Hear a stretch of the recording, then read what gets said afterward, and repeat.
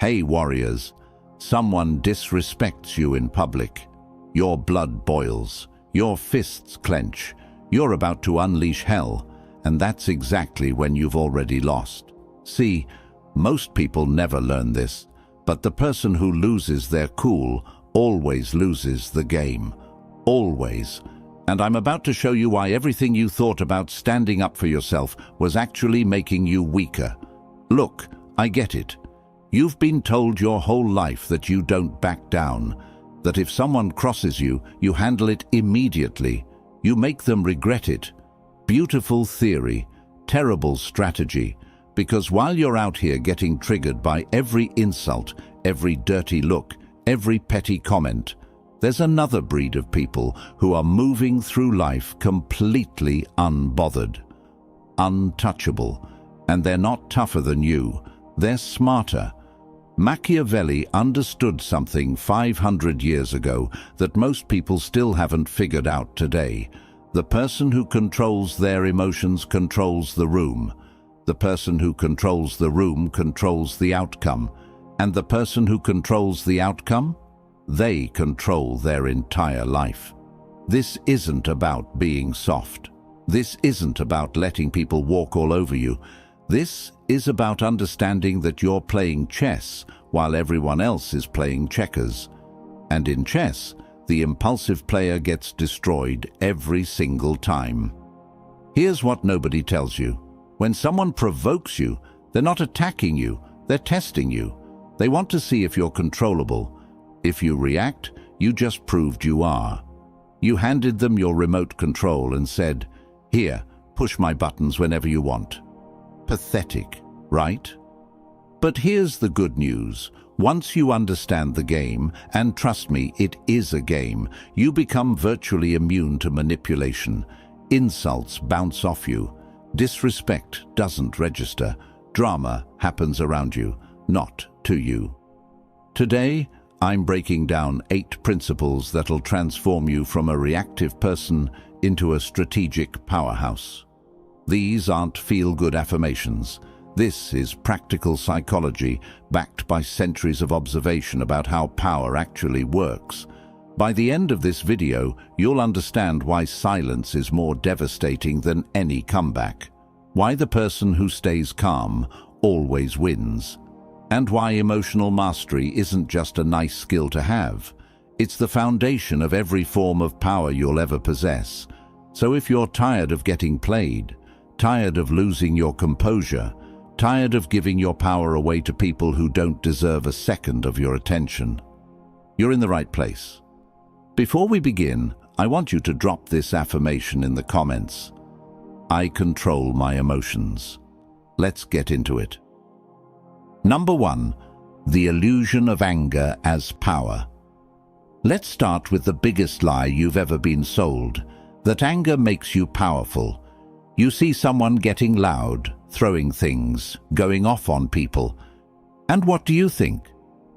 Wow, they're not someone to mess with. Wrong. What you're actually watching is someone who's completely out of control. And if they're out of control, they're predictable. And if they're predictable, they're weak. Think about it.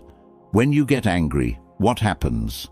Your heart rate spikes, your vision narrows, your prefrontal cortex, the part of your brain that thinks strategically, basically shuts down. You become a caveman with a smartphone. You're operating on pure impulse, and impulse is the enemy of intelligence. Here's the brutal truth. Anger is a leash. The moment you lose your temper, someone else is holding that leash. They pulled it, you barked, and now they know exactly how to control you. Congratulations, you just became their puppet. Society glorifies this, especially in movies. The hero gets mad, snaps and destroys everyone. Feels good to watch, doesn't it? But that's entertainment, not reality. In real life, the person who explodes is the person who gets fired, arrested, divorced, or manipulated into destroying their own life.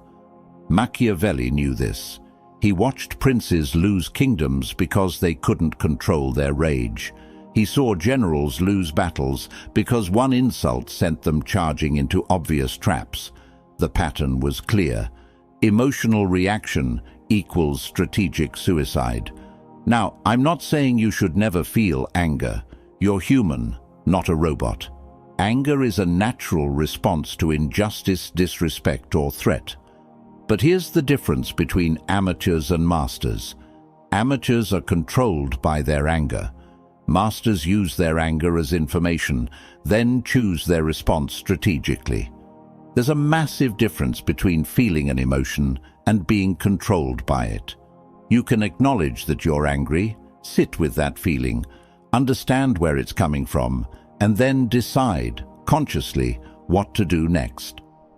That pause between feeling and action, that's where your power lives. That's the space where transformation happens. Most people skip that pause entirely. They go straight from trigger to explosion. Zero thought, zero strategy, pure reaction. And every single time they do this, they hand their power to whoever pushed their buttons. Because here's what most people don't understand. Real power is quiet. Real power doesn't need to prove itself. Real power sits back, observes, calculates, and strikes when victory is guaranteed, not when emotions are high. The moment you master your anger, you stop being reactive and start being dangerous. And I mean that in the best possible way. You become someone who operates from choice, not impulse. Someone who thinks 3 steps ahead while everyone else is stuck on step 1. Someone who wins because they never lost control in the first place. Drop this affirmation in the comments. Anger serves me, not controls me. Number 2. Understanding human nature. Here's something that'll change your entire perspective. Most people who disrespect you aren't doing it because you did anything wrong. They're doing it because they're afraid. Wild, right? But stay with me. The world is a psychological battlefield, and most people are fighting battles you can't even see. They're insecure about their job, their relationship, their status, their future. They're terrified of being exposed as inadequate. So what do? They try to pull you down to make themselves feel taller. Every insult is a confession. When someone attacks your intelligence, they're insecure about theirs. When they mock your ambitions, they're angry at themselves for giving up on their own. When they disrespect you for no reason, they're desperate to feel powerful because they feel powerless everywhere else. Once you understand this, the game changes completely. You stop taking things personally because you realize it was never about you. You start seeing behavior as a symptom of internal chaos rather than an accurate assessment of your worth. And that perspective shift is everything. This is what Machiavelli meant when he talked about understanding human nature. People operate on fear and self-interest, always. And if you can see past the surface behavior to the underlying motivation, you become almost impossible to manipulate.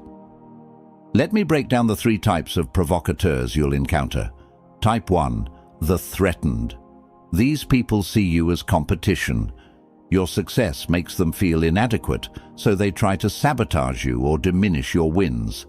Their disrespect is actually a compliment. You're doing something right. They wouldn't bother attacking you if you weren't a threat to their ego or position. Type 2, the attention seeker. These people provoke you because they're invisible otherwise. They'd rather be hated than ignored. Your reaction is their validation that they matter. Don't give it to them. The moment you engage, you've fed exactly what they're starving for. Type 3, the unconscious reactor. These people are just miserable and spreading it around like a virus. They're not strategic, they're just wounded. They lash out because they're in pain. They're not trying to destroy you specifically.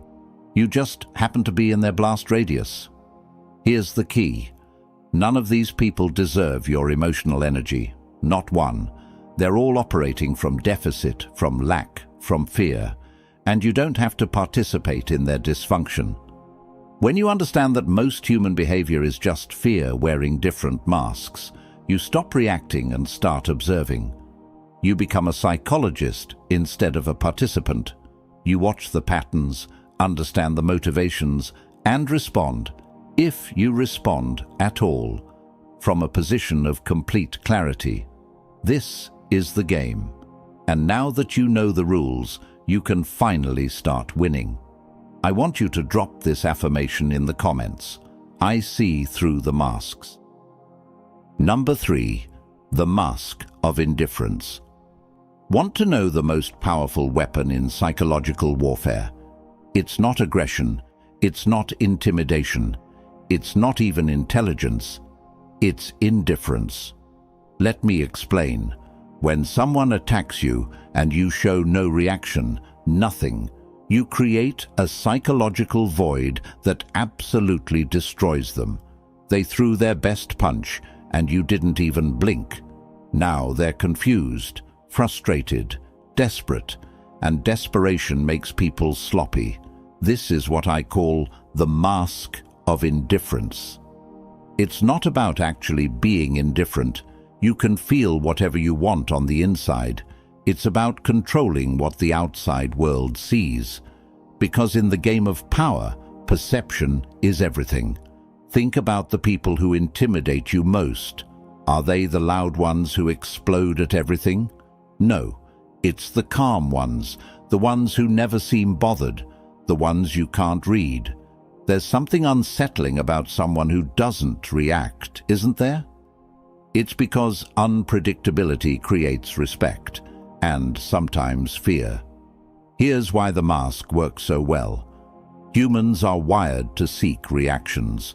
When we communicate, we're constantly scanning for feedback. Did my words land? Are they upset, angry, hurt? When you give nothing, you break their feedback loop. They're operating blind, and people hate operating blind. You give them no data to work with, no emotional tells, no verbal confirmation that their attack succeeded, just blank space. And that blank space becomes a mirror that reflects their own dysfunction back at them. They start questioning themselves. Did I not hit hard enough? Do they not care? Am I not important enough to affect them? That's the power of the mask. It flips the entire dynamic. Suddenly, the person trying to provoke you looks unstable and desperate, while you look composed and powerful. You didn't have to say a word. You just had to show nothing. Now, I'm not saying you should never show emotion. That would make you robotic and disconnected. But when it comes to provocations, insults, and psychological games, emotional neutrality is your shield and your sword. The Mask of Indifference says, you don't have the power to affect me. I'm operating on a level you can't reach. And that message, delivered silently through your complete lack of reaction, is more devastating than any insult you could throw back. It communicates something profound. You're simply not significant enough in my world to warrant an emotional response, and nothing, absolutely nothing, diminishes someone's power faster than being treated as irrelevant. Practice this, master this, because once you can control your face and body language under pressure, you become genuinely dangerous. Not because you're aggressive, but because you're unreadable, and unreadable equals unpredictable, and unpredictable equals powerful. Drop this affirmation in the comments. I am unbothered. Number 4. The power of strategic silence. Silence makes people uncomfortable, and discomfort makes people reveal themselves. You've probably experienced this. Someone says something provocative, expecting you to react. Instead, you just stare. 5 seconds. 10 seconds. The silence stretches, and suddenly they're backtracking, explaining, filling the void with nervous chatter. They just exposed their hand, and you didn't say a single word. This is strategic silence, and it's one of the most underrated forms of power. Here's why it works. In conversation, whoever speaks first after a provocation is usually the weaker party. They're the one who couldn't handle the tension. They broke first. But when you embrace the silence, when you sit in it comfortably while others squirm, you radiate a kind of dominance that words can't match. Silence also protects you.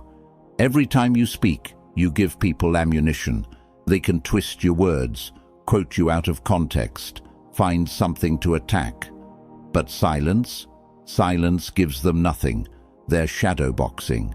And it's exhausting to fight an opponent who won't engage. Machiavelli understood this perfectly.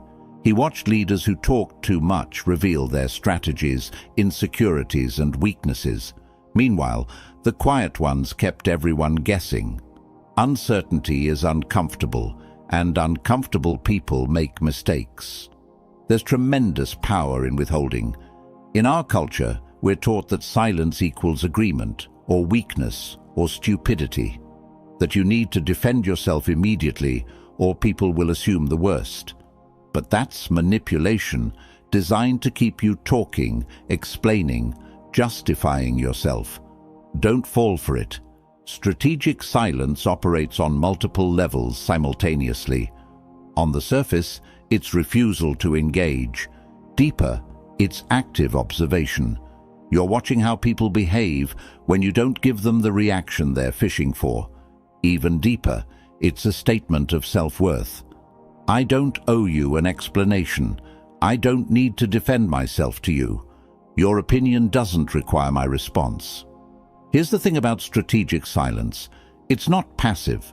It's active restraint. It's choosing not to engage because you're smart enough to know that some battles are won by refusing to fight.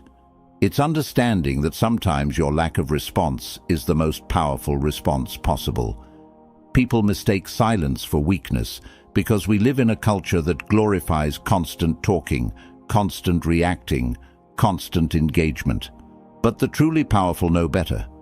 They know that silence is where strength lives. That restraint requires more discipline than reaction. That the pause before you speak is often more impactful than anything you could say. Silence is also a filter. It separates people who deserve your energy from people who don't. If someone can't handle your silence, if they get more aggressive, more desperate, more unhinged, they just revealed exactly who they are, and now you know to exclude them from your life entirely. Master the pause. Own the silence. Watch what happens. Drop this affirmation in the comments. My silence is power. Now, let's talk about the deeper issue, why you even care about these provocations in the first place. Number 5. Detachment from approval. Here's an uncomfortable truth. If someone can provoke you, it's because you need something from them. Approval, validation, respect, recognition, something. And that need, that's your weakness. Think about it. When a random stranger insults you on the internet, do you lose sleep? Probably not. But when it's your boss, your family, your peers, suddenly it stings. Why? Because you value their opinion. You need their approval, and that need gives them power over you. This is the trap most people never escape. They spend their entire lives performing for an audience, desperately seeking validation from others. And the problem with external validation is that it's a game you can never win.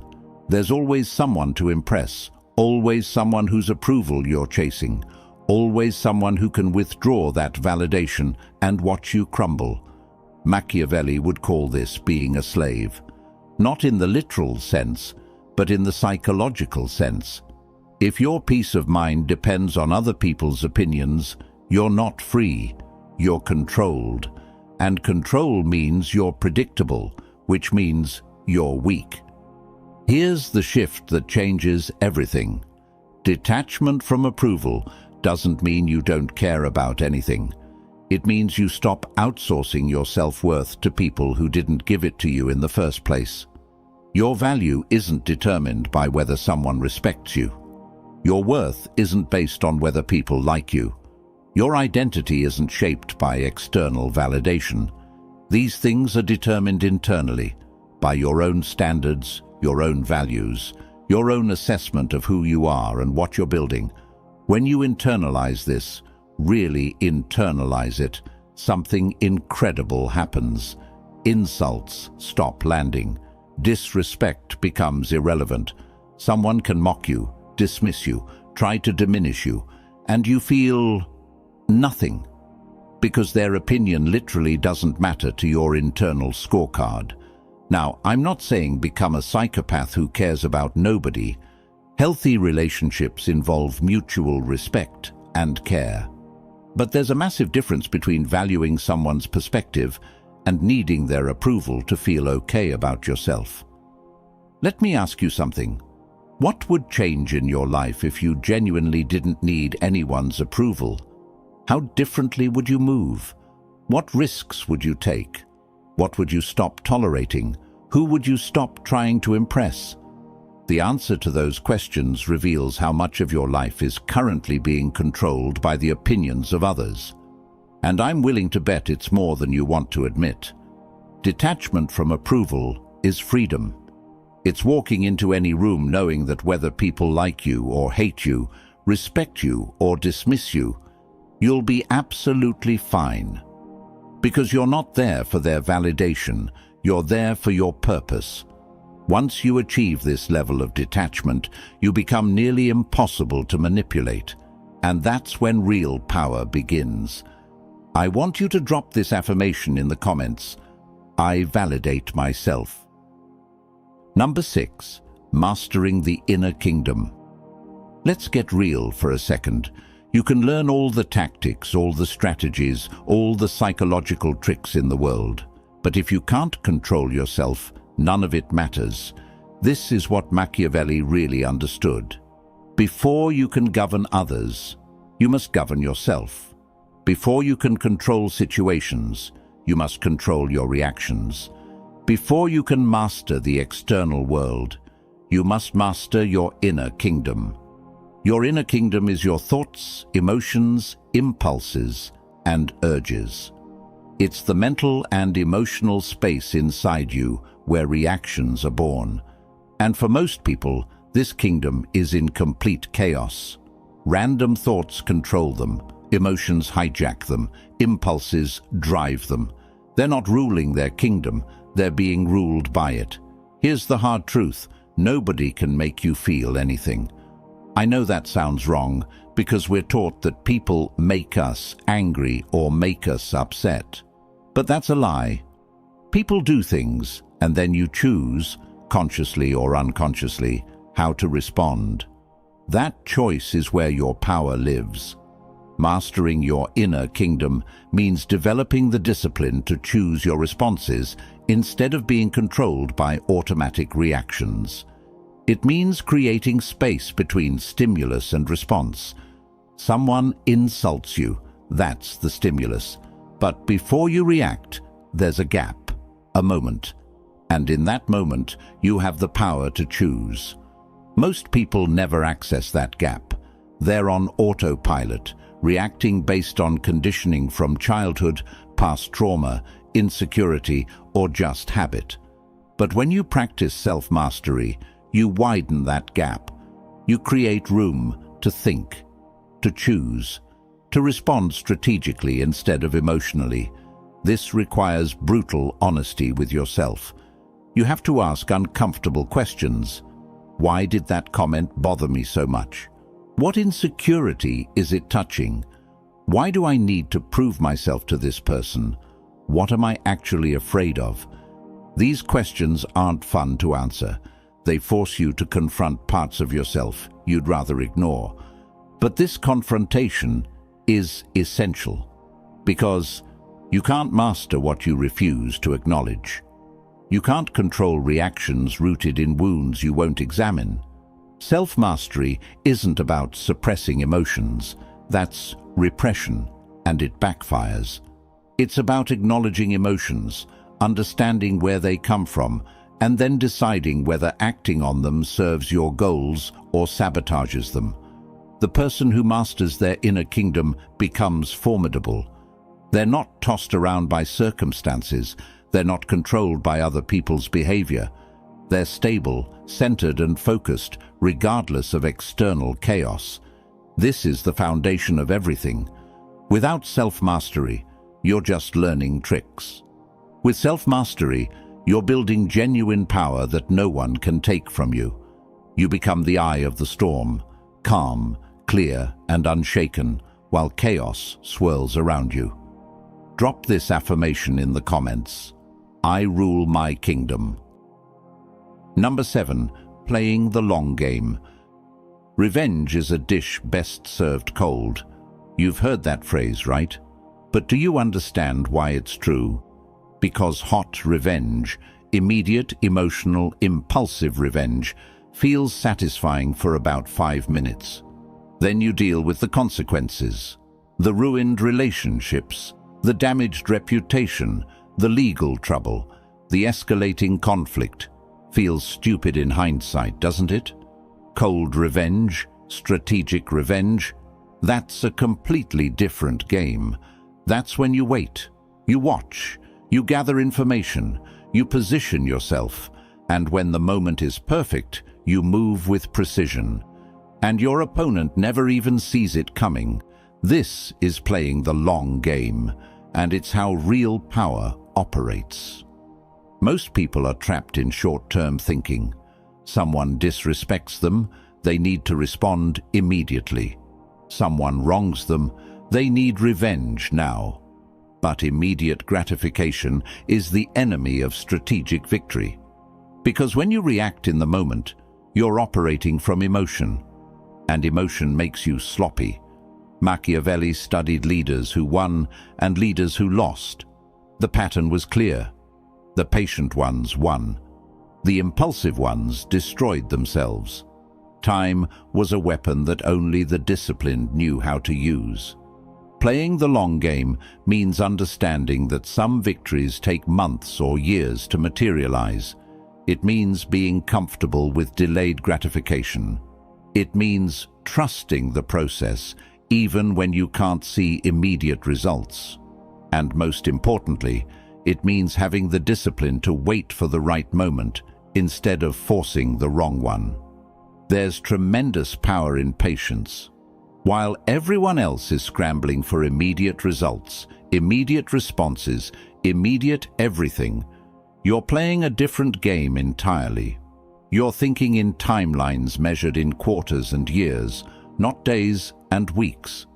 And that perspective gives you advantages others can't even comprehend. Sometimes the best revenge is no revenge at all, just allowing time to reveal what you already know. That person will self-destruct. They always do. Because people who operate from manipulation, impulsiveness, and dishonesty eventually collapse under the weight of their own chaos. You don't need to do anything, just step back and watch. Playing the long game requires patience, discipline, and a strong enough sense of self that you don't need immediate validation. It requires trusting that excellence compounds, that character reveals itself, and that strategic positioning beats impulsive reaction every single time. This doesn't mean you never take action. It means you take action when it's most effective, not when your emotions are screaming at you to do something. It means you control the timing rather than letting the timing control you. The long game is where masters operate. Amateurs play for the moment. Masters play for the outcome. And outcomes, real, lasting, meaningful outcomes, take time. Number 8. Becoming untouchable. You've learned the principles. You understand the game. Now comes the transformation. Becoming untouchable doesn't mean you're arrogant or disconnected. It means you've built something inside yourself that's so solid, so grounded, so unshakable that external chaos can't destabilize you. Think about a massive oak tree during a storm. The wind howls, the rain pounds, branches might break. But the trunk? The roots, completely unmoved. That's what you're building. Not rigidity, flexibility, not hardness, resilience, not coldness, composure. The untouchable person walks into any environment with quiet confidence. They don't need to announce their power because it's self-evident. They don't need to defend their reputation because their actions speak. They don't need to react to provocations because they're operating on a level most people can't comprehend. Here's what had to die for you to become this person. The ego that needed to be right, the insecurity that needed validation, the pride that demanded respect, the anger that demanded revenge, the fear that demanded approval. All of that, dead weight. And when you let it go, you become light, fast, deadly, efficient. Being untouchable means you've transcended the petty games that consume most people's lives. You're not competing for validation. You're not fighting for respect. You're not scrambling for approval. You're just moving forward with clarity and purpose, completely unbothered by the noise around you. This state isn't achieved overnight. It's built through consistent practice of everything we've discussed. Every time you choose silence over reaction, you're building it. Every time you refuse to need someone's approval, you're strengthening it. Every time you master an emotional impulse, you're fortifying it. And here's the beautiful part. Once you become this person, you don't need these principles anymore. They're not rules you follow. They're who you are. Emotional mastery becomes automatic. Strategic thinking becomes default. Psychological dominance becomes natural. You're not pretending to be unbothered. You genuinely are. You're not faking confidence. You have it. You're not playing a character. You've become the master of your inner and outer world. People will notice this shift. Some will respect it. Some will fear it. Some will be confused by it. None of that matters, because you're not building this for their approval. You're building it for your freedom. Being untouchable means you've removed all the hooks people use to control others. No emotional buttons to push. No insecurities to exploit. No need for validation to leverage. You're a fortress, and fortresses don't fall to petty attacks. This is the promise Machiavelli made 500 years ago. Master yourself, and the world bends around you. Now, I want you to drop this affirmation in the comments. I am untouchable. So there it is. 8 principles that separate the reactive from the strategic, the controlled from the controllers, the amateurs from the masters. Let me ask you something. Which person are you right now? Be honest. Are you the one getting triggered by comments, losing sleep over disrespect, letting other people's opinions control your mood? Or are you the one moving through life calm, focused, and completely unbothered by the noise? Because here's the reality, you can't be both. You're either building emotional mastery or you're being controlled by your emotions. You're either playing the long game or you're trapped in short-term reactions. You're either becoming untouchable or you're staying vulnerable. The choice is yours. But understand this, transformation doesn't happen by accident. It happens through conscious decision and consistent practice. You have to actively choose to stop reacting, to start observing, to master your inner kingdom, to play strategically instead of emotionally. This isn't a one-time decision, it's a daily commitment. Every time you feel that surge of anger, that's your test. Every time someone tries to provoke you, that's your opportunity to practice the mask. Every time you want immediate revenge, that's when you remember the long game. You're joining something bigger here, a brotherhood and sisterhood of people who refuse to be controlled, who understand that real power is quiet, strategic, and rooted in self-mastery. People who've decided that emotional reactivity is beneath them. If this video shifted something in you, hit that like button and subscribe to this channel. We're building a team of strategic thinkers, and you need to be part of it. And share this video with someone who needs it. You know someone who's constantly getting provoked, constantly reacting, constantly giving their power away. Send them this. It might change their life. Now go out there and prove it. The world is waiting for the strategic version of you.